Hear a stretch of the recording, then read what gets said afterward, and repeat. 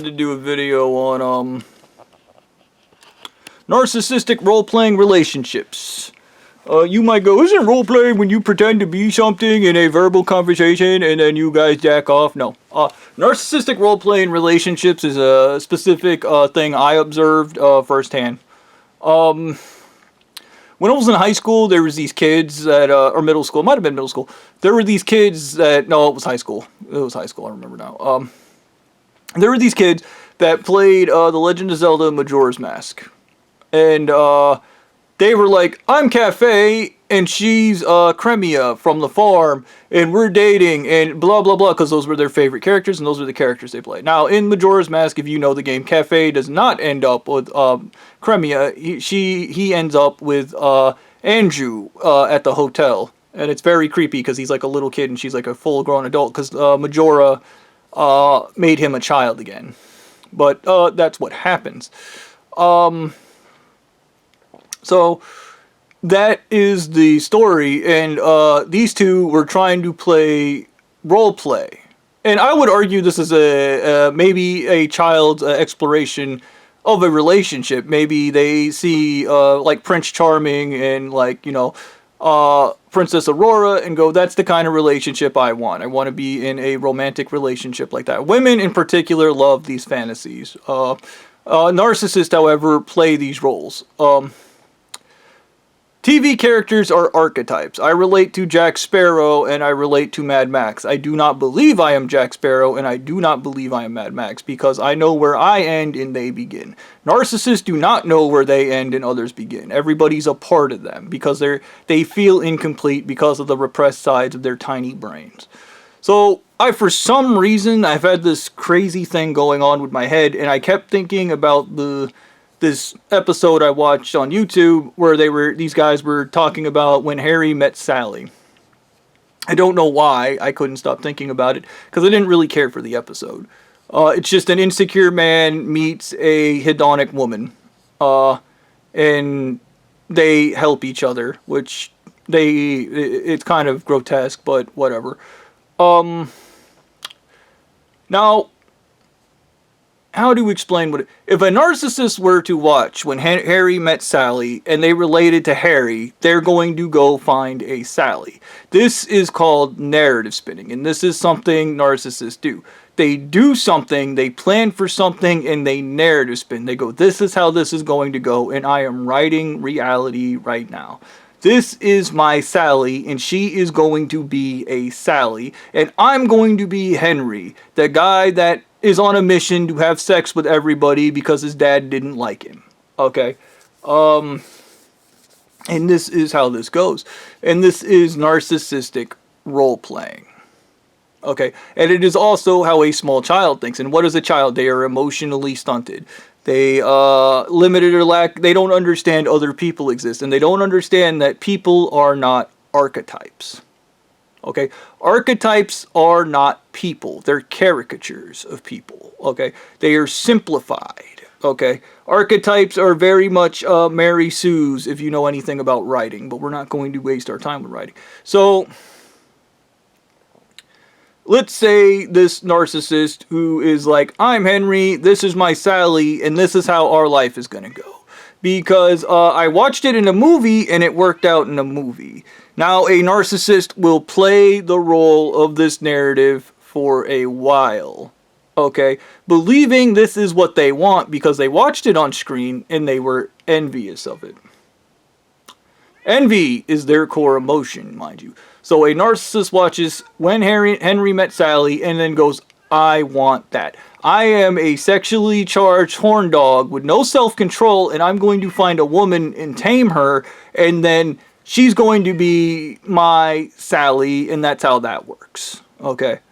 But that's not how people work. And that's a movie. Okay. I've said this to Bible nuts where I'm like, Bibles have an end, get on with your life. Which is, stop following the Bible and live your life. Okay. I'm quite certain there's some good lessons in there. The amount of money you should get for selling your daughter into sex slavery is probably very important for some people, especially people who are in this church. But the other aspect of that is so when a narcissist views something, and when I was in, I'm going to give a couple more examples. Henry Meets Sally is just something that was just in my head for some reason. When I was in middle school, there was a girl that was like, oh, I went on a cruise with my boyfriend and we did the Titanic thing. And the only thing that came to mind is there was a line of people waiting. Hey, yo, hurry up. Your 5 minutes is over. Get down, fat ass. Like, you know, like everybody wanted to do the Titanic thing and walk out. I guess it's the bow of the ship. I think that's the front end. And do the Titanic thing, which is very romantic. But any old couple will tell you that romance is organic and it's clumsy and it's goofy, and it's not always like when you plan out a giga wedding and you do a bridezilla and you have all these things that look picture perfect, because what are those? They're external validations. You're trying to please other people. It's the more organic things that happen during a relationship that make things special. Yeah, special. That would be the aspect. It's when you're spinning a narrative, you are trying to control things so much, you remove life from it. That's a fact. And when you remove life from it, you remove what you would think is nuance, but it's actually the most important parts of those things. There is an episode of Teen Titans where this guy meets Cyborg and he's like, we gotta complete you. We gotta complete you. And he keeps telling Cyborg he's gonna complete him.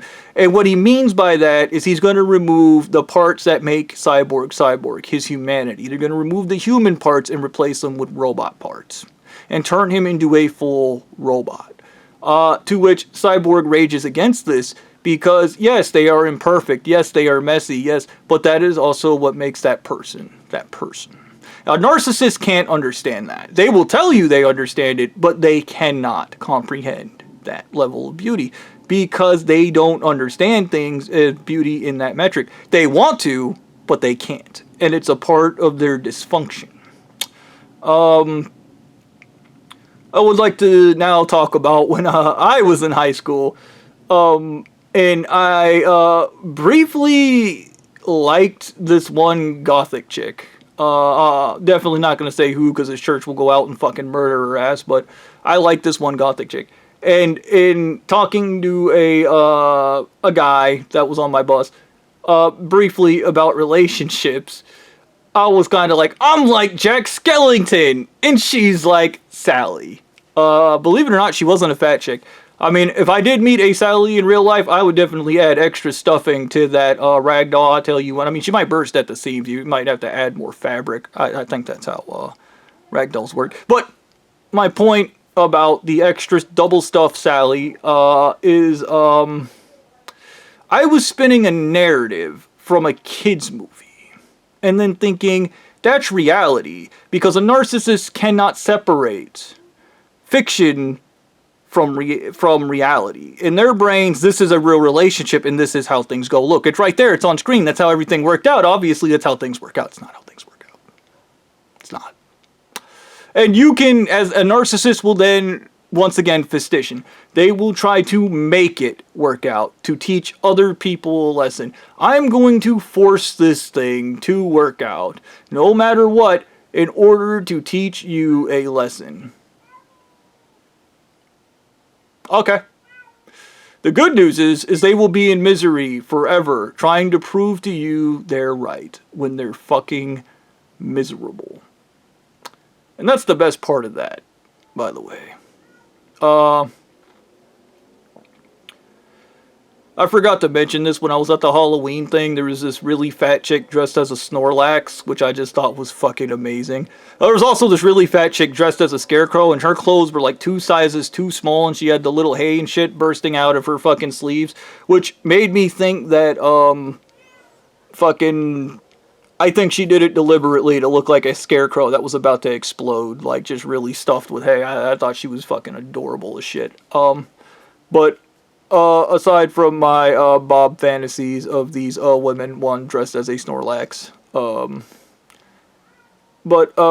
Yeah, back to what I was talking about, the narcissistic narrative spinning.